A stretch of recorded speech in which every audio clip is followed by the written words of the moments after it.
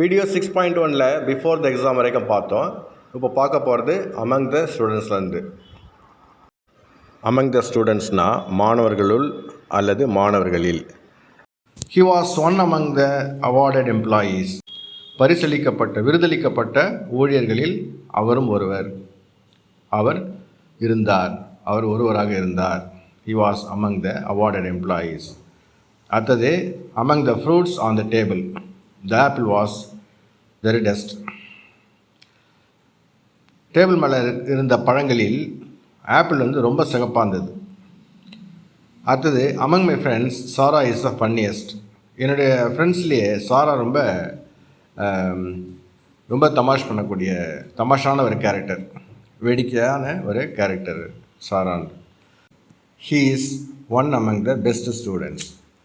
Best ஸ்டூடெண்ட்ஸ்லேயே அவன் ஒருத்தன். அடுத்தது against the wall. The janitor placed the mop and the bucket against the wall while taking a short break. அந்த ஜானிட்டர்னா clean பண்ணுறவர், sanitary worker. அவர் என்ன பண்ணுறாரு, ரொம்ப டயர்டாகிடுச்சு வேலை செஞ்சு, கொஞ்சம் பிரேக் எடுக்கலான்னு சொல்லிட்டு என்ன பண்ணார், அந்த மாப்பை கையில் துடைக்கிறாங்க இல்லையா, மாப் அதையும் அந்த பக்கெட்டையும் செவுத்தில் சாய்ச்சி வச்சுட்டு கொஞ்ச நேரம் ரெஸ்ட் எடுத்தார். அதான் against the wall. Against the ரூல்ஸ்னால் விதிகளுக்கு எதிராக, அகெயின்ஸ்ட் த கான்ஷியன்ஸ்னால் மனசாட்சிக்கு எதிராக, சரிங்களா? அகெயின்ஸ்ட் த ட்ரூத்னா உண்மைக்கு எதிராக. இதெல்லாம் ஞாபகம் வச்சு இது மாதிரிலாம் நீங்கள் க்ரியேட் பண்ணணும். அடுத்தது the artist leaned a canvas against the wall to let the paint dry before adding more details. அந்த ஆர்டிஸ்ட் என்ன பண்ணார், அந்த கேன்வாஸ் என்னென்னா படம் வரைவாங்க இல்லையா, ஒரு துணி மாதிரியாக இருக்கும், ஃப்ரேமில் மாட்டியிருக்கும், அதெல்லாம் படம் வரைவாங்க. அது என்ன பண்ணார், செவத்தில் சாய்ச்சி வச்சுட்டு கொஞ்ச நேரம் ரெஸ்ட் எடுத்துகிட்டு உட்காந்தார். பெயிண்ட் கொஞ்சம் காயட்டுமேன்ட்டு, சரிங்களா? அதுக்கப்புறம் இன்னும் கொஞ்சம் நிறைய டீட்டெயில்ஸ் ஆட் பண்ண வேண்டியது, பிஃபோர் ஆடிங் மோர் டீட்டெயில்ஸ். அதாவது கொஞ்சம் அந்த டீட்டெயில்ஸ் இன்னும் கொஞ்சம் ஃபினிஷிங்லாம் பண்ண வேண்டியது அந்த பிக்சரில். அதால் அவர் என்ன பண்ணார், அது செவத்தில் சாய்ச்சி வச்சார் அந்த ஃப்ரேமை. அதுக்கடுத்தது the girl leaned against the வால். அந்த பொண்ணு செவத்தில் சாஞ்சி நின்னான், ஒரு கையை ஓணிக்கிட்டு செவத்து மேலே அப்படி சாஞ்சி நின்னான். அது லீன் அகெயின்ஸ்ட் த வால், புரியுங்களா? ரைட்டு. நெக்ஸ்ட்டு அட் த பார்க்குன்றது அட் த பார்க், அப்புறமா at the university, at the hospital, அப்புறம் railway station, at the cinema, at the market, என்ன ஒன்று நிறைய சொல்லலாம். இடங்களை குறிப்பிடும்போது ஒரு இடத்துக்கு ஒரு பேர் இருக்குது, மார்க்கெட்டில் அப்படின்னும்போது அது மார்க்கெட். இந்த மார்க்கெட்னா மார்க்கெட்டு உள்ள அப்படின்னு ஸ்பெசிஃபிக்காக சொல்கிறது, புரியுங்களா? இந்த சின்ன வித்தியாசம். At the park, the children played on the swings at the பார்க்கில் அந்த ஸ்விங்ஸ்னால் ஊஞ்சலில் அந்த குழந்தைங்க விளையாடினார்கள். அடுத்தது families gathered for a picnic at the park on a sunny day. நல்ல வெயில் காயிற நாள் அன்னைக்கு எல்லா குடும்பங்களும் ஒன்றாக இணைந்தாங்க, பிக்னிக் போகலான்னு சொல்லிட்டு, புரியுங்களா? மழை இல்லாத நாளாக பார்த்து பார்க்கில் ஒன்றாக சேர்ந்தாங்க, ஒன்று கூடினார்கள், கேதர்டு. அடுத்தது Tom and his friends enjoyed a game of soccer at the park. சாக்கர்னால் நம்ம ஃபுட்பால் மாதிரியா, அமெரிக்கன், அது அவனுடைய நேம், அது அமெரிக்கன்ஸுக்கு. சாக்கர்னால் ஃபுட்பால் போல். Tom and his friends enjoyed a game of soccer at the பார்க்கில் சாக்கர் விளையாடினாங்க, டாமும் அவங்க ஃப்ரெண்ட்ஸும்.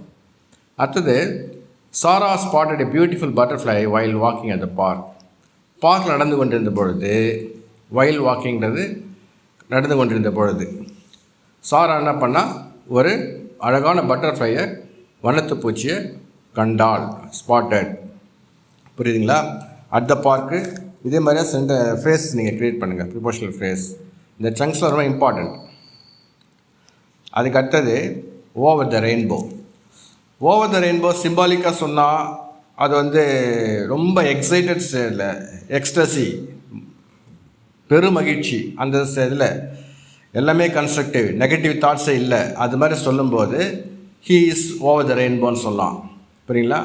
அவன் ரொம்ப பாசிட்டிவாக இருக்கார். ஒரு தலைவர் ரொம்ப பாசிட்டிவாக, கன்ஸ்ட்ரக்டிவாக, ஹாப்பியாக, எக்ஸ்டாட்டிக் மூடில் இருக்கார் எப்பவுமே. இல்லை உப்பு இருக்கார் அப்படின்னு சொல்லும்போது is above the are over the rainbow அப்படின்னு சொல்லலாம். இது சிம்பாலிக், லிட்ரல் மீனிங் கிடையாது. இது ஒரு உருவத்தை பற்றி சொல்கிறது. ஆனால் இங்கே பாருங்கள், நான் வந்து சொல்லிக்கிறது எல்லாமே வந்து literal meaning. The colourful kite soared over the rainbow. ரெயின்போவுக்கு மேலே, அந்த வானவிலுக்கு மேலே வந்து அந்த வண்ணமயமான அந்த பட்டம் பறந்தது. சோர்னா மேலே பறக்கிறது. அடுத்தது, the children dance and loft over the rainbow. Rainbow பார்த்து ரெயின்போ அந்த அந்த வானவிலை நினச்சி அதை பார்த்து சிரித்து ஆடினார்கள் குழந்தைகள். அவங்களுக்கு புது அனுபவம் வானவில்லை பார்க்கறதுன்றது. ஸோ அது ஒரு எக்ஸைட்டட் ஸ்டேட். அது the part of gold was rumour to be hidden over the rainbow. இது வந்து சிம்பாலிக் யூசேஜ். இது அந்த ரெயின்போவுக்கு மேலே ஒரு இடத்துல ஒரு புதையல், தங்க புதையல் வந்து மறைச்சி வச்சுக்கப்பட்டதாக கதை சொல்லுவாங்க. புரியுங்களா? அதுதான் இங்கே சொல்கிறது. Part of gold was rumour to be hidden over the rainbow. Rainbow மேலே மறைச்சி வச்சுருக்காங்க. ஓவர் த ரெயின்போ இது வந்து ஃபிசிக்கல் மீனிங். ரெயின்போவுக்கு மேலேருந்து ஃபிசிக்கல். புரியுங்களா? அடுத்தது, through the tunnel.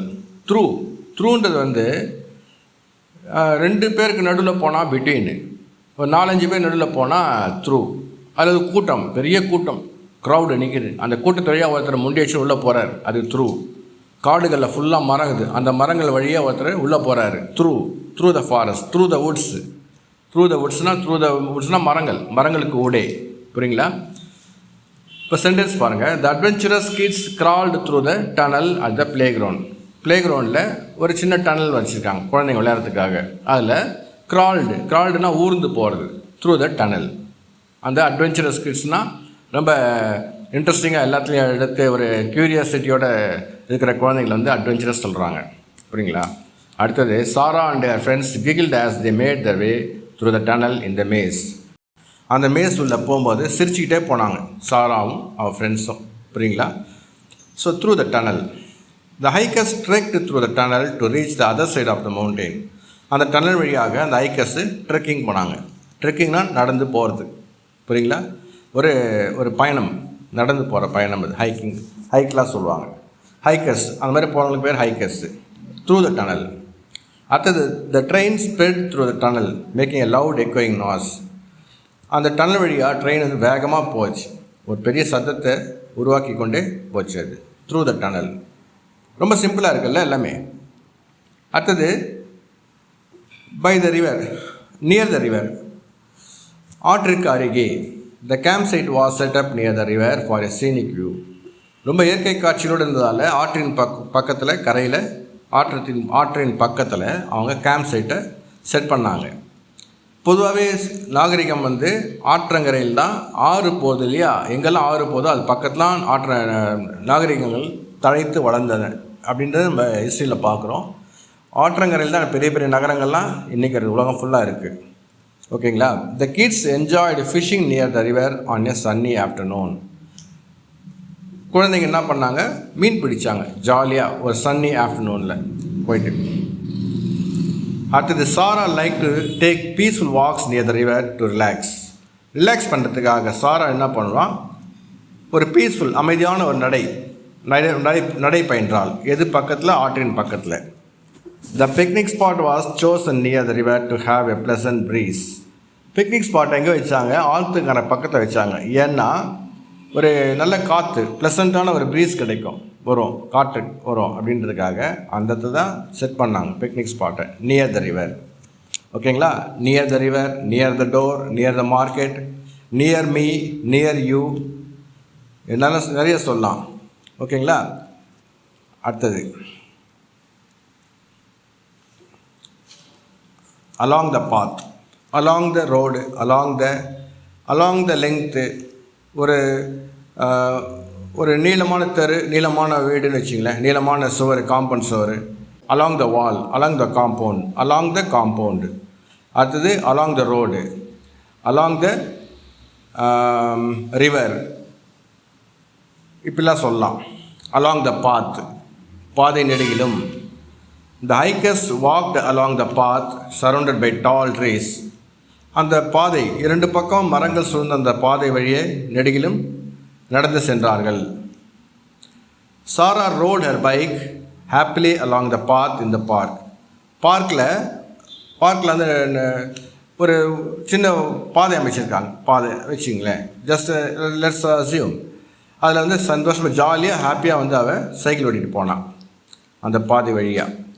Tom and his friends followed the trail along the path to hidden waterfall. அந்த பாதை வழியே போனாங்க கண்டுபிடிக்கிறதுக்கு. ஒரு வாட்டர் ஃபால் மறைஞ்சிருக்குது, அதை கண்டுபிடிக்கிறதுக்காக அந்த காட்டின் வழியே அந்த பாதை வழியே போனாங்க அந்த இதுவை கண்டுபிடிக்கிறதுக்காக. The scenic route took us along the path offering breathtaking views of the valley. The scenic route, அந்த இயற்கை காட்சி அடங்கிய அந்த பாதை எங்களை எங்கே அழைச்சிட்டு போச்சா, ஒரு மிகப்பெரிய அழகான ஒரு வேலிக்கு, breathtaking views of the valley, ஒரு பெரிய சமவெளிக்கு அழைச்சிட்டு போச்சு. எங்களை அருமையான அழகான ஒரு சமவெளிக்கு அழைச்சிட்டு போச்சு. ஓகேங்களா? இது அலாங்கிறது நீளமானன்றதுக்கு நீளமான ஒரு பாதை, அதன் வழியே அப்படின்னு சொல்லும்போது அலாங் யூஸ் பண்ணுவோம். அடுத்தது, as the sun set we walked towards our house looking forward to a cozy evening. Towards our house னு கொடுத்துருக்கேன். இங்கே ஒரு ஃப்ரேஸ் ஒன்று, டுவர்ட்ஸ் எனிதிங், ஹவுஸ் மட்டும் வீட்டை நோக்கின்றதுக்கு டுவர்ட்ஸ் our house. ஒரு காட்டை நோக்கினா டுவர்ட்ஸ் அ ஃபாரஸ்ட், நகரத்தை நோக்கினா டுவர்ட்ஸ் அ சிட்டி, தலைநகரத்தை நோக்கினா towards the capital. Towards a ஸ்டேஜ்னா ஸ்டேஜ் போட்டிருப்பாங்க இல்லையா, மேடையை நோக்கி, டுவர்ட்ஸ் அ ஸ்டேஜ். ஞாபகம் வச்சுங்க, இதெல்லாம் வந்து prepositional phrases. As a sunset we walk towards our house looking forward to a cosy evening. அழகாக ஈவினிங் சன்செட் ஆனவுடனே நாங்கள் வீட்டை நோக்கி நடக்க ஆரம்பித்தோம். கோசி ஈவினிங்னா கம்ஃபர்டபுளாக வார்மாக இருக்கிற மாதிரியா evening. The kids ran happily towards the house after a fun day at the park. பார்க்கில் ஜாலியாக விளையாடின பிறகு பசங்க வீட்டை நோக்கி குழந்தைங்க ஓடினார்கள். Sarah waved goodbye to her friends and headed towards our house. Sarah அவன் ஃப்ரெண்ட்ஸுக்கு குட் பை சொல்லிவிட்டு நம்ம வீட்டை நோக்கி நடந்தாள். The smell of freshly baked cookies waft towards our house from the neighbouring bakery. பக்கத்தில் இருக்கிற பேக்கரியிலேருந்து அந்த ப்ரெட்லாம் ஸ்மெல் வரும் இல்லையா, அந்த ஸ்மெல் வந்து வீட்டை நோக்கி வந்தது, டுவர்ட்ஸ் அவர் ஹவுஸ். ஓகேங்களா? கடைசியாக, அப்பான் த ஹில், குன்றின் மீது. The old castle stood majestically upon the hill overlooking the village. அந்த பெரிய வில்லேஜை நோக்கியவாறு அந்த குன்றின் உச்சியில் அந்த கோட்டை அமைந்திருந்தது. மெஜஸ்டிக்காக, ஒரு கம்பீரமாக அமைந்திருந்தது. ஓகேங்களா? அப்பான் த ஹில், குன்றின் மேல். The children loved flying kites upon the hill where the wind was strong and steady. குழந்தைங்க வந்து காற்றாடி பட்டம் விடணும்னா மலை மீது போய் விடுவாங்க. ஏன்னா அங்கே தான் காற்று வந்து ஸ்ட்ராங்காக இருக்கும், தடையில்லாமல் வரும். அடுத்தது, Sarah and Tom had a romantic picnic upon the hill enjoying the stunning view. Sarah and Tom என்ன பண்ணாங்க, மலை மீது போயிட்டு பிக்னிக் ரொமான்டிக் பிக்னிக் இது பண்ணாங்க. ஏன்னா அமைதியாக இருக்கும், சுற்றி ஒரு நல்ல ஒரு என்ஜாயிங் வியூ கிடைக்கும், அமைதியான ஒரு சூழ்நிலை. அதுக்காக மேலே போனாங்க, மலை மேலே. The group of friends gathered upon the hill to watch a sunset together. ஒரு நண்பர்கள் ஒரு குழு மலை மேலே போச்சு, மலை உச்சி போயிட்டு சன்செட் ஆவதை பார்க்கறதுக்காக விரும்பி போனாங்க. ஓகேங்களா? சரி, நெக்ஸ்ட்டு வீடியோவில் வந்து ஒரு 50லேருந்து 60 வரைக்கும் இதே மாதிரி ஃப்ரேசஸ் தரேன். ஆனால் டீட்டெயிலாக இந்த மாதிரி மீனிங்லாம் சொல்ல மாட்டேன், கொஞ்சம் சுருக்கமாக தான் சொல்லணும் நான். ஏன்னா வந்து இது மாதிரி ப்ரிப்போஷனல் ஃப்ரேசஸ் சொல்லணும்னா வச்சுக்கலாம், ஆயிரக்கணக்கில் சொல்லலாம். அதுக்கெல்லாம் வீடியோ போகிறதுனா ரொம்ப கஷ்டம். அதில் ஒரு 50லேருந்து 60 வரைக்கும் நாளைக்கு எல்லாம் அடுத்த வீடியோவில் போடும்போது பாருங்கள். பார்த்துட்டு அதே மாதிரி நீங்களும் க்ரியேட் பண்ணுங்கள். ரொம்ப கஷ்டமாக ஈஸியானது. Upon the hill, upon the mountain சொல்லுங்கள், upon the building, upon the roof, எதோ ஒன்றா சொல்லலாம். மேலே அப்படின்னும் போது உச்சியில், மேலேன்னும் போது அப்பான். அதே மாதிரி தான் ஒவ்வொரு அகெயின்ஸ்ட்டு, அதே மாதிரி தான் டுவர்ட்ஸு, எல்லாத்தையும் நீங்கள் க்ரியேட் பண்ணலாம். முதல்ல க்ரியேட் பண்ணி ப்ராக்டிஸ் பண்ணால் தான் நீங்கள் பேசும்போது அந்த ப்ரிப்போஷனல் ஆட்டோமேட்டிக்காக உள்ளேருந்து வரும். அது புரியுங்களா? 4-5 முறை ப்ராக்டிஸ் பண்ணிங்கன்னா சப்கான்ஷியஸ் மைண்டில் போய் உள்ளே பதிஞ்சிடும். தேவைப்படும் போது தானே வெளில வரும் அது. ஓகேங்களா? மீண்டும் சந்திப்போம்.